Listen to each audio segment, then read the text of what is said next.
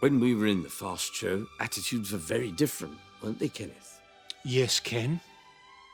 Back then, in the good old days, you could say whatever you liked. It was a free-for-all. Anything went, and anything went anywhere, and frequently did. Oh, suit you, sir. Oh, can you actually fit that in there, sir? Oh, give it a try, eh, sir? Nothing ventured, nothing gained. No one batted an eyelid if you said, "Were you out with the lady last night, sir? Did she want it, sir?" Oh, suit you, sir. They often do want it, don't they, sir? Oh, suit you. We wouldn't be able to say any of that these days. Never get away with that anymore. Long gone are the days when you could innocently ask of a couple whether it was carnal between the pair of you last night. As you staggered out of the pub into the car park. You should be ashamed of yourselves. Suit you. We'd never get away with stuff like that today. Sadly not. Hello and welcome to this BFI at Home event. My name is Emma Cox and tonight I'm joined by the cast and creators of the Fast Show to talk about their anniversary show. Fast Show, Just a Load of Blooming Catchphrases, which airs on Gold tomorrow night. Here to join me are the cast and creators, Paul Whitehouse, Charlie Higson, Arabella Weir, Paul Whitehouse, Simon Day and John Thomson. Welcome everybody. Hello. Nice to have the gang back together again. Missing Mark, of course, sadly, but 5 out of 6 ain't bad. Well, and Caroline. And Caroline. I want to bring everyone down here. But Of course, we will be talking about and paying tribute to Caroline, of course. But yes, we'll mention that she's not here for now, and we'll talk about how you pay tribute to her in the show, actually. Okay. Before we do, Charlie and Paul, I wonder if I could start with you two. I wonder if you could remind people, if they don't know, 26 years ago, what were you two doing when the Fast Show wasn't around and how did it come about? we were working primarily with Harry Enfield at the time. And in fact, that's where the sort of germ of the idea for the Fast Show came about. We'd been wanting to develop some characters that we had sort of lying around in our vast library of comedy. And we didn't really, we didn't know how we could do a sketch show without it looking like just another version of Harry's show. And the producer of the show at the time, the late great Jeff Perkins, had put together a kind of highlights package to show a lot of journalists. And it was just the idea of showing little snippets from sketches throughout the series. And it occurred to Charlie and me sort of almost simultaneously. I probably thought of it first. That might be a way we could develop a show and characters and make it substantially different from Harry's show or other sketch shows at the time. Is that about right, Charlie? Yes. Very much so. We didn't want to just do a son of Harry Enfield. We wanted it to have a different feel and character. And we knew we wanted to make it a team show rather than, a Paul Whitehouse show or whatever. And we had various friends we wanted to work with and people that we were fans of and people we'd done bits and pieces of work with. And 3 of them are with us here now. They just left. We're stuck with this, John, Simon and Arabella. So we had all this stuff that we've been building up and putting together, and we just needed an outlet for it. And this idea of doing a show that was just highlights, so just do the funny bits and cut everything else out, we thought that would work really well. So now John has described this rather brilliantly before as being a bit like a sort of 1970s heist movie, or I guess it's a bit like the Blues Brothers or something, where you're going around recruiting people from actually around the country that you've heard of, that you've worked with, that you thought would be good for the Fast Show. Am I right? Yeah, I mean, we'd done bits and pieces with John and Simon, and we knew them from because Paul and I have done various bits and pieces with Jonathan Ross of some sort of spin-off shows that John and Simon were involved with. And also John and Simon were big friends of the sort of Vic Reeves and the sort of team, a group of people around them. Arabella was a friend of ours, an actress who we'd used. You'd done a couple of things on... Yeah, loads of stuff with Harry. You know, Yeah. I was always woman in sketch or mum in sketch or teacher in sketch. But John and I, would I say we were doing characters live on the circuits. No one, and not many people else were. John Shuttle was, and there was a few others, but that's why they sort of came to us, I think. Caroline Aherne too. So a lot of people were doing straight stand-up, but we were doing character stand-up. I think. Yes. And so the idea was for it to be egalitarian, for you all to get together in a room and come up with your sketches, go, what do you think of this character? What do you think of this character? And then sort of divvy it up quite fairly. How did that actually work? We did as we were told. No, Yes, I particularly remember that from you, John. Simon. They're in charge of it. But you have to have two people. They would say, yeah, that you can do that. But I remember me and John, we saw Ralph and Ted and we said, oh, can we do this? And then we went, no, we're going to do that. See, one of the problems before the Fast Show was that a lot of comedy I'd done is that I was dealing with one of the greatest oxymorons ever, which is comedy producer. And they're really not, some of them really haven't got an idea. So to work with performer producers who were funny, wouldn't let anything get through the net. So we all instinctively know when something's right, or it's like, you know, we spent money on like The King. Do you remember that? Oh, God. And it just didn't, we knew it misfired, so it never went out, you know. But some people will go, well, we've spent the money, well, we've got to put it out, you know, and it's detrimental.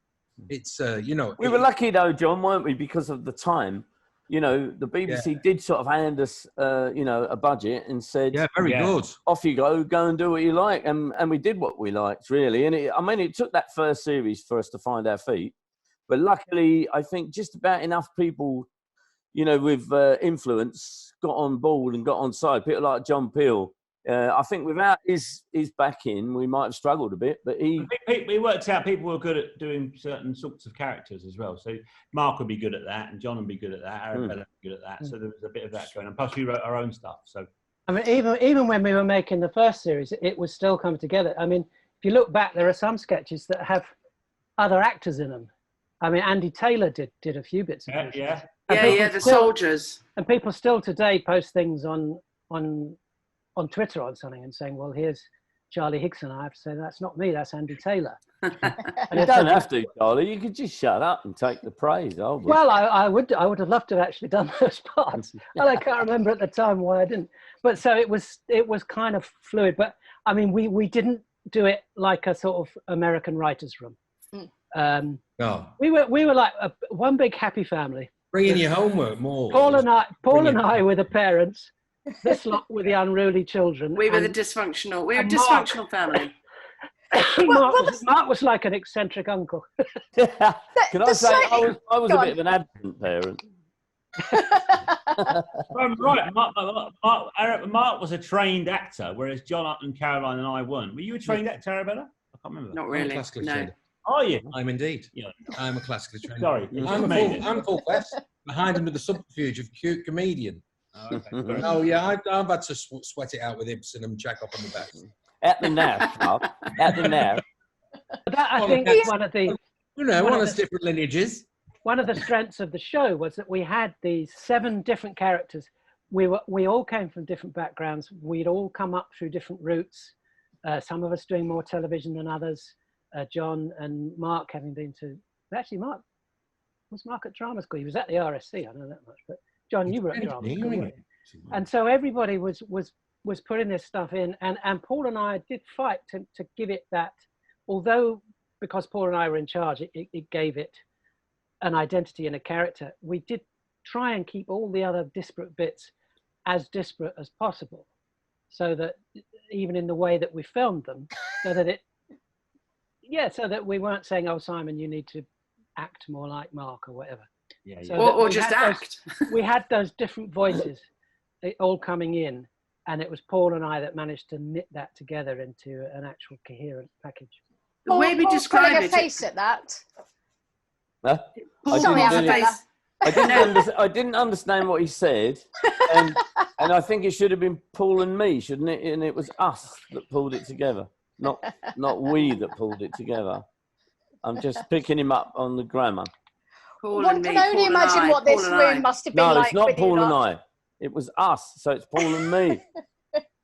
There's a saying. wonderful moment in the reunion show which sort of it probably shows a little bit how chaotic, if I can use that word, some of it was, or perhaps slightly not professional, where Charlie, you go to the University of East Anglia where you and Paul met, and you go into your archives and you bring out some of the original scripts and handwritten notes. And I mean, they're certainly not typed and they don't look very fully fleshed. I mean, is that how it was a lot of the time? Yeah, and Bob used to send his stuff on via fax. Bob Mortimer, this is. Yeah, Bob Mortimer. No, I mean, well, the interesting thing about that is you can study creative writing, you can study how to write a script, you can send something in perfectly formatted, but if it's not funny, no one's going to use it. In the end, you want something funny. So, you know, we look at stuff, there's stuff coming in from Simon, then it looked like it was kind of written in pencil, but it was funny. So it didn't matter. And so we used it. And Paul and I would then spend a lot of time formatting it properly. But yeah, in the end, we would get a lot of stuff coming in. We were writing, all the rest of the cast were writing. We had other professional sketch show writers writing. We had members of the public sending stuff in. That would all come in and Paul and I would filter it and filter it and filter it until we had what we liked. And then we would go through the process of sharing it with the rest of the team. And you were all very vociferous about what you liked and didn't like. And so it was at that stage that it went through that sort of team process. You do have very different styles, of course. I mean, Mark's ones are tend to be the shorter ones, don't they? And Simon, yours perhaps are more verbose, and you all have different styles. Do you want to sort of talk me through what your styles are and what your favourite characters were? Well, my stuff is longer because I always did my characters live. So I didn't really write stuff for the Fast Show, apart from Dave Angel. So I did Billy Bleach live and I did Tommy Cockles live. So they would naturally have to have a life, which is very good because that means when you do the character, you know the nuances of it and so forth. But I certainly realised at one point, I was looking at Mark's stuff thinking, oh, right, yeah, the Fast Show. It's going to be really quick. That's why it's going this week. I was going, right. That was about 3. What series? Well, by series 3 was that, Tom? Yeah. Yeah, exactly. Mark was the one of all of us who really kept that spirit of what the show was. Yes. And he was brilliant at coming up with just those, you know, you ain't seen me, right? Well, he was a real bloke. Really little quick things like that. Yeah, but so was the, you know, does my bum look big in this? They were quick, Harry. They were short and sharp, weren't they? With the requisite catchphrase at the end. And, you know, I mean, in the end, the show became actually a mixture of very short, sharp ones. And, I mean, some of the more long sketches. The Ted and Ralph, they're the longest, aren't they? Yeah, not a lot happens in them, but yeah, I know more long. I knew you were going to pick me up on more. Yeah, well, if you're going to pick me up, I knew you were going to get me on more long there, more longer, and the more longer sketches. What is this? This is like grammar battles. Well, Paul and I would spend days arguing over the grammar of a sketch. There's a title for a program, John. Grammar battles.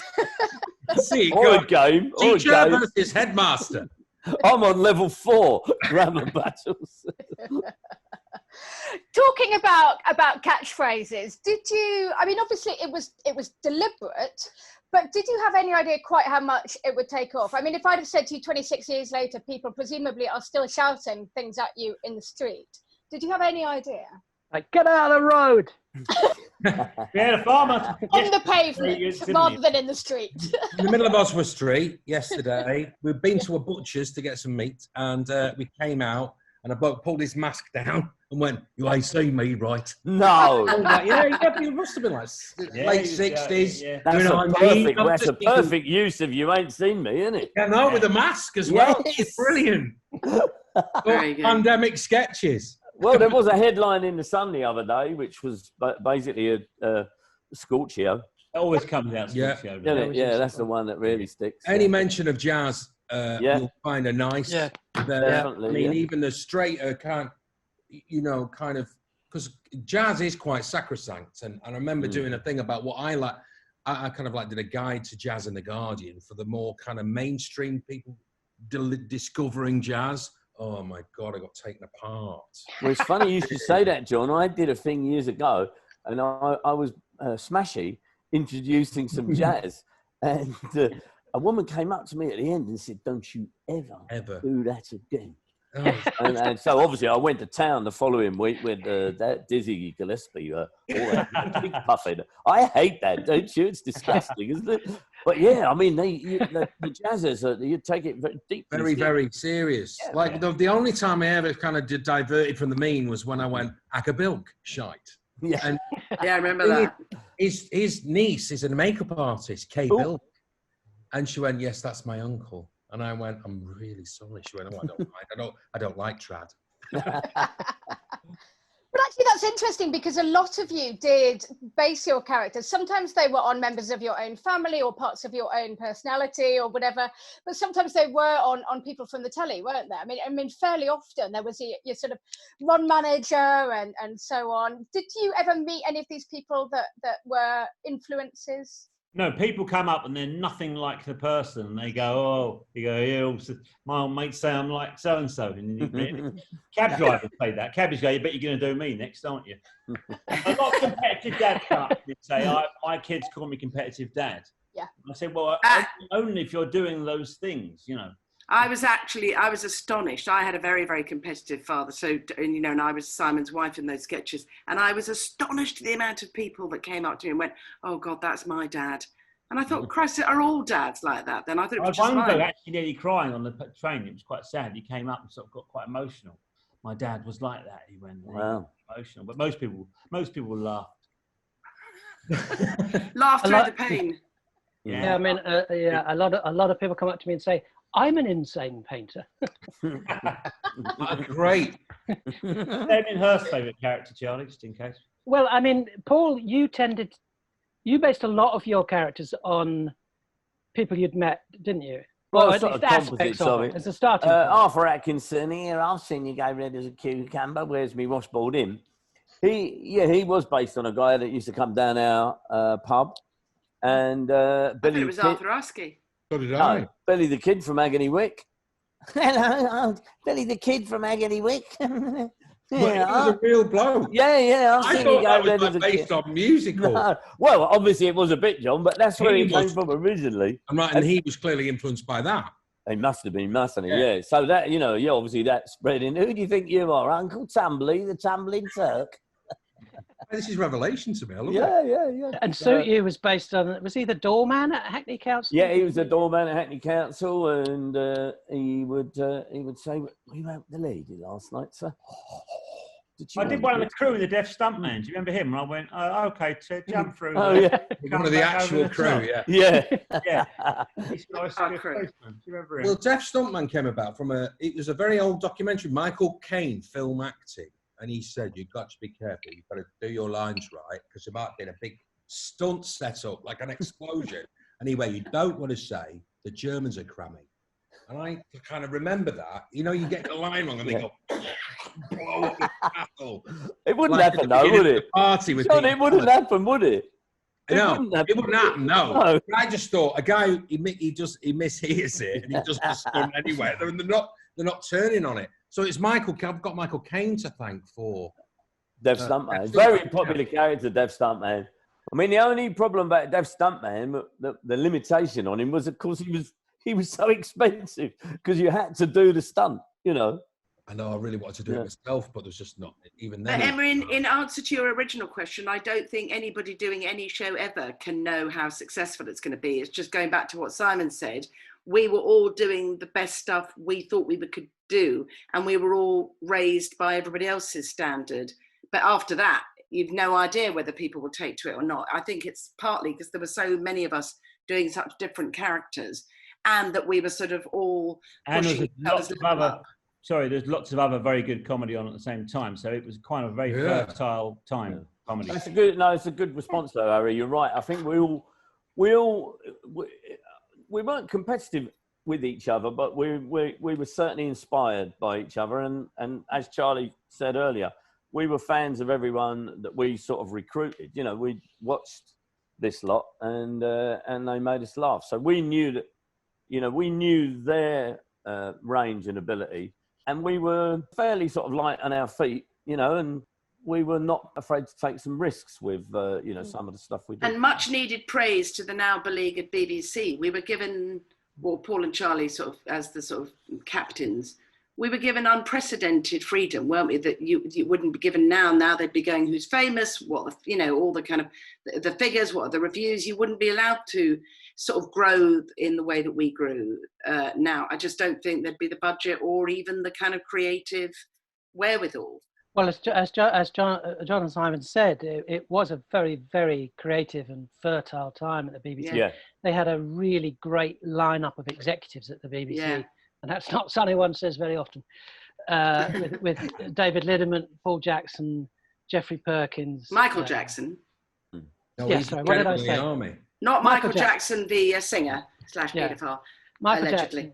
No, well, Paul Jackson and Michael Jackson. David Letterman, And Jeffrey Perkins. Jeffrey Posner, Plowman.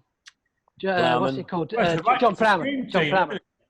All And- men, BTW. Yeah, all men with massive expense accounts. And you know, when we were making the Fast Show at the BBC, you know, we'd be in one studio rehearsing, and you could wander into the next studio. There'd be Steve doing Alan Partridge. The day-to-day. You know, you wander into the next studio. There's something else. And all this stuff's going on. And so the BBC, I think, they had the confidence of a great team and some great output. And the big reason we got the show made was we went to Michael Jackson, who had just taken over at BBC Two. He had just lost quite a few shows, comedy shows, had moved up to BBC One. Some of his big names like French and Saunders and the like. He was looking for new stuff. We said, look, we've been trying to develop this elsewhere, but would you have an interest if we wanted to bring it to the BBC Two? And he said, if you bring it straight to me and we do it in-house as a BBC production, I will commission you now. We said, okay, then it's a deal. Heard of. And it happened. It happened. Yeah. See, And that's that the was- thing I find. There's no risks being taken in. No, that's what I mean. No, isn't when it? I thank Granada. I have a debt of thanks to Granada TV, where I grew up in Manchester. And they would take a punt on people and go, oh, he's like Caroline, me and Steve. We did our own sketch show before the Fast Show called The Dead Good Show, but we never went any, because I did the Fast Show and Caroline did Mrs. Merton and Steve did Alan Partridge. But they'd already seen that we had the talent, the three of us, and put us all together. But it was a risk. That was Andy Harris. And at the time, they'd go, and people could recognise raw talent and go, yes, the talent alone was the strength. Let's go with this. But now, like Arabella said, there's so many kind of organised system, model, There were little where it's media profile. They'll come through news. Oh, it's just, A lot of them. I mean, there are people out there that need to be on TV, but people just, you know, it's just the names. It's share the wealth. I'm sick of seeing the same people doing the same stuff, you know. And it was a slow burner, as I think, Charlie, you alluded to before, that this one wasn't necessarily a massive hit. And yet they took a punt and recommissioned it, and it ended up absolutely spiraling. I think 5 series, including a Christmas special, a couple of national tours. Yeah, I mean, we never hit massive viewing figures. We always would just a BBC Two show. I don't think we actually did 5 series. I don't know where that figure's come from. We did 3 official. We did We did 3 official series. Including the Christmas special. Yeah, So, yeah. Yeah, we and- did that. and- We did the sort of end of an era thing, Charlie, which was effectively. Oh yeah, I 3, suppose we did. yeah. If you count the Fosters So, one as well. Yeah. Yeah. Where I'm running after you at the end of the shoot. Yeah. Very much But in. yeah, it was. I wish at the time we'd made at least one more series in the 90s at the height of when we were all doing We stuff. were asked. We were asked. Do you remember? To Yeah, We it was were you. all- Paul, it we was were you that all- kiboshed it. We were all pulling in different directions. Everybody wanted to do their own things. John, you were doing Cold Feet. And then we looked back and we thought, actually, we've run out of time. We should have just pushed it, done that American thing is, this is popular. We know what we're doing. We know how to make this show. Let's do one more now and really. I mean, really there was the opportunity, wasn't there? I think they implied that if we'd done one more, it'd go out on BBC One, and But maybe we'd taken too long. We'd dispersed and done other things. So by the time we did that 2000 kind of signing off series, there had been a 3-year gap there'd been? No. Anyway, let's not. This can't. No one's going to be interested in this, for fuck's sake. Us go- Was it 3? No, wait a minute. I tell a lie. It was 2. No, hold on, because I just had a baby. And wait a minute. No, let's just next question. Emma. There was an opportunity that we missed, maybe, to do another series on BBC One. And I will always blame Paul for that. So. You blame me. I don't care. I was like, skipping a few years, of course, what it just goes to prove is that it is timeless, and you have been able to revisit it, and you have been able to make up for not doing that last series. Yeah. With this reunion show, you've done it in an unusual way. I don't know who would like to describe the format of the reunion show. Well, I know who would. Oh, yes. Okay. I'd love to describe the format of this new show. That's right up my street. We had been talking to the BBC about doing a show last year, which was the official 25th anniversary of doing a new special, full-on sketch show. But they said that would be too expensive for them to mount that as a kind of big one-off. But we knew people who had dealings with UK TV, and they said, look, we can't afford to do a sketch show, but we'd love to do something to celebrate it and to mark that. But could we somehow try and work in some way of doing some new material? And so the idea of doing a Talking Heads clip show where we're all on there talking about our time in the Fast Show, we said, well, how about we also get some of the characters on as Talking Heads shot in that standard clips show format, as if they were real people talking about their time in the Fast Show. So we were able to we all did, I think, a couple of characters each from back in the day, talking about what they're doing now and what it was like doing the Fast Show, which I think works pretty well. I think it was fun to do. And once we worked out with the producer and the director exactly how to integrate them properly into the format, I think it's nice to see these old characters popping up. And probably, and the fun of it. Sorry, go on, Paul. Sorry to interrupt. I was just going to say, probably more watchable than us doing sketches using those characters now. I think, pressure. Yeah. And also I think, because we are all so much older, I just think it would look like we're trying to revisit, former glories. Whereas actually as that individual commentating or commenting on the Fast Show, I think it's a bit more valid than us trying to do another suit you sketch in a shop, for example, with us as, ancient people doing suit you. And it takes into account the passing of time and the passing of tastes. Yeah, but the thing is, a lot of people want that feeling back that they had when they saw the show, because they were at university or they were with their friends, and it's a bit like music, isn't it? You listen to a certain record, it transport you back. But as you say, if you go out and do another series, people might go, "Oh, do you know what? This is better off left where it was." Yes, you know what I mean. It doesn't really hold up. Yeah, yeah. So actually, in retrospect, I'm glad we did it this way. Yeah. Rather than as a sort of one-off comedy special for the BBC, which, as Simon says, all you're going to get is, it's not as funny as it used to be, is it? Not necessarily, but it might be more dignified to do it this way. So we have some lovely modern... Certainly after I saw the photos of myself, yeah. Oh my God, look at those. I sent a photo back. I went, no, this photo cannot be shown. I look like a Polish Charlie. One Billy Bleach one. I sent it back. And then they sent me another one. It's the first time I got precious over a There's photo. some weird fills from that composite photo. I think it looks great. It looks like an old Carry On poster. It does look really good. We have some really lovely modern references in the new sketches, and I won't spoil too much for people, but we have Greta Thunberg is in there, Prince Andrew and Pizza Express are on there. No Offence, of course, is doing YouTube makeup tutorials, of course she is. Did some characters just very naturally lend themselves to being updated compared to other ones? I'm going to answer that, because I actually think one of the reasons the show has endured and stuck in people's minds is because it was never of its time. Do you mean it was sort of timeless in the old-fashioned way of a sketch show? There was no...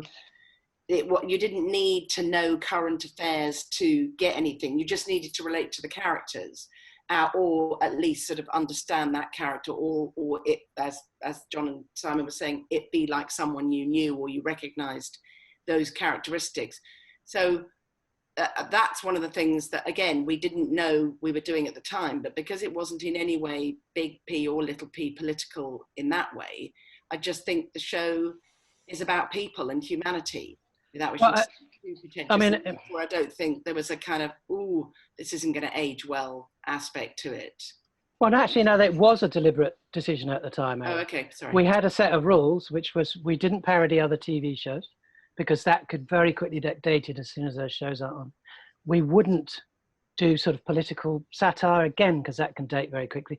The only times we touched on anything contemporary was within Ron Manager, really, and because football is timeless and people are still arguing about a goal from 1971 in the cup final, that doesn't matter. So, yeah, we did design it to have longevity, but in terms of the characters that we wanted to do, obviously the ones that were more monologue-y, talking to camera types originally, like Dave Angel, Ron Manager, those were the ones that lent themselves obviously to that format, and Paul and I, we struggled to think of whether we could do Ted and Ralph because they were so popular, but in the end we thought actually they just don't work in this format, and it would be quite sad to see. They're running a B&B in Hastings now. So, one of the things I find very reassuring is friends of mine have introduced their younger children to the Fast Show. Yeah. All my son, my 20-year-old son, all his mates at Leeds Uni, they all watched it and they went, "Can't believe that's your mum," and they're all 20 and 19. Yeah, the thing is though, the response is fantastic. They absolutely, and the great thing to hear, well, it's not a great thing actually, is that it's so much better than anything else around them. Yeah, they all say that. That's very reassuring. There isn't anything, there's nothing, there's no comedy. And this current situation we're in, I do genuinely believe there is a huge market for comedy waiting to be done because people need cheering up. So it's very ignorant of ITV to say we're only doing entertainment shows, not comedy. I think they all need to have a power and have a think and say, come on, let's fire up the comedy again, and get people cheered up because, it's very easy to ignore. Cheer up the nation, eh? Yeah, exactly. Yeah. Keep calm and be funny. And that's why I'm not wearing a mask. There's a blurring of lines between comedy and drama that's very fashionable at the moment. So if you look at Derry Girls or Fleabag or This Country, all of those very fashionable shows, it blurs the line between comedy and drama. But you guys were doing that 26 years ago. I mean, not all of your sketches were necessarily laugh out loud funny. Some of them actually made us cry. Well, I think that's an interesting point about the Fast Show. Charlie, is it? Sorry. No, I was just going to say, it's probably, we're all familiar with comedy dramas and they've probably been around for a very long time. But I think the Fast Show was one of the first sketch shows to take us from laugh out loud funny, people falling over, catchphrases, to something quite poignant and quite moving very quickly. And I think that's one of its strengths, definitely. Colin Hunt Flight Simulator. So good. But it is a real flight.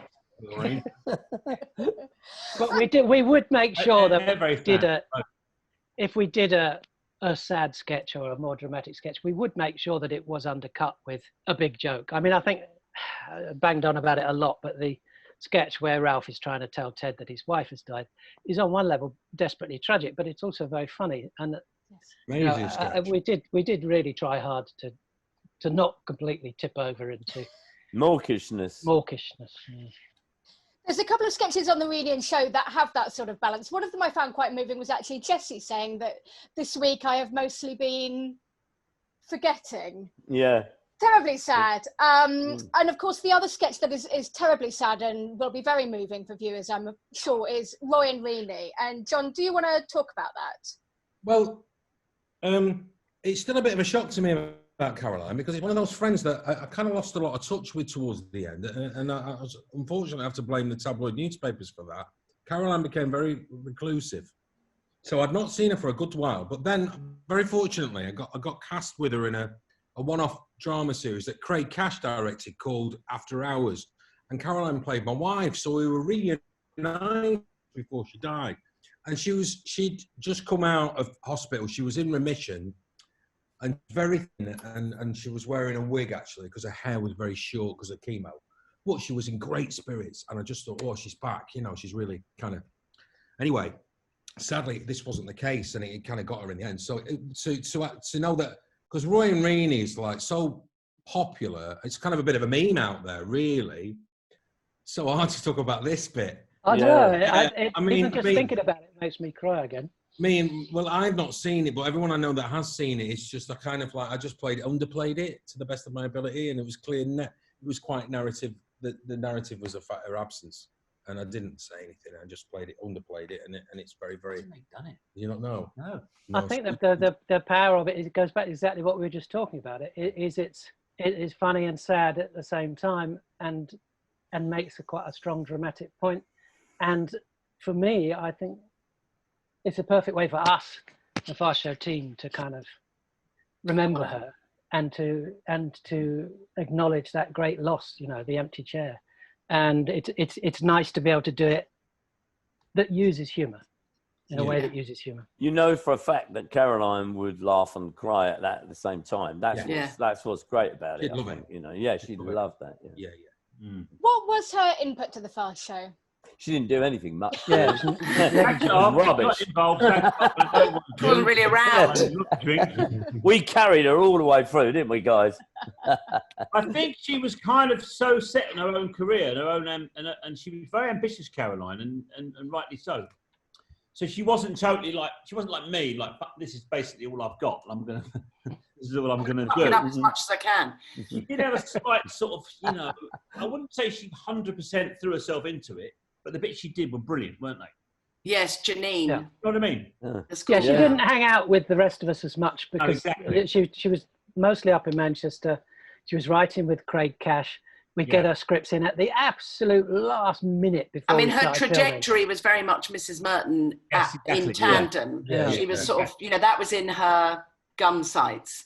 Yeah. And she totally did her sketches brilliantly, but very much she was on that, trajectory. Because Mrs. Merton came out at the same time, as John was saying, that's part of the great sort of comedy stable that we were. God, the country was so spoiled, weren't they? They were. Halcyon days. They had no idea. Yeah, and then of course Channel. the Royal Family. But if you look at the series, she appears less as the series goes on, which was why it was great when we managed to get her back to do the Foster, the Foster stuff that we did that ended up on the BBC.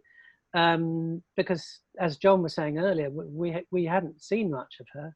And I think when she did that, she really enjoyed the fact that it wasn't all on her shoulders. Yeah, she did, definitely, She could just come in and have fun with us. Charlie, you talk on the show about Janine being a bit of a sort of front runner before Denise from the Royal Family, and she was sort of honing her skills on the early days, wasn't she? Yeah, she was writing this working class character, young girl who, uneducated. She was in many ways the sort of epitome of the Daily Mail view of what young northern girls were like, and she was turning that idea on its head and making it very funny. And as the series went on, we managed to film that Janine character in a more and more naturalistic style. I think that character did, the ideas behind that character morphed into what she was doing with Royal Family, which was just ordinary people talking to each other, and that being funny and interesting in its own right. Yes, absolutely. So in general, how was it to get back into the costumes, to be together again? Well, can I just answer that? I just very briefly, I found it quite moving, actually. Yeah, me too. The character that really got to me, strangely, was Denzel Dexter, John. Because I don't know why, but it was like, blimey, it was almost like a fan. It was like, bloody hell, it's Denzel Dexter, And because that character obviously hasn't aged at all. No, he's got the long hair, still got the beard. Yeah. There's no way. It was like going back 25 years suddenly we were on set again, Yeah. And it was all going to go wrong. But it was great, and I found it really touching. Me too, yeah. I loved it. It was really good fun, and it was also, we're all sort of, I don't know, calmer, older, wiser. It was very touching and very moving. The only problem and good fun. The last day filmed before lockdown, and all the makeup and wardrobe were all terrified they're never going to work again.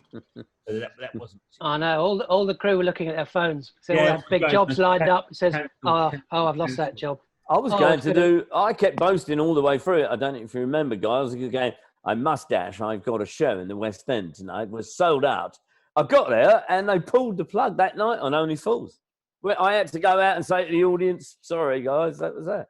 So we got it in just in time. But if you, sorry, Tom, just we got it in just in time, didn't we? Yeah, that was the last day that we'd have been able to do anything like that. Yeah. It felt like the last sketch show ever, didn't it? Yeah.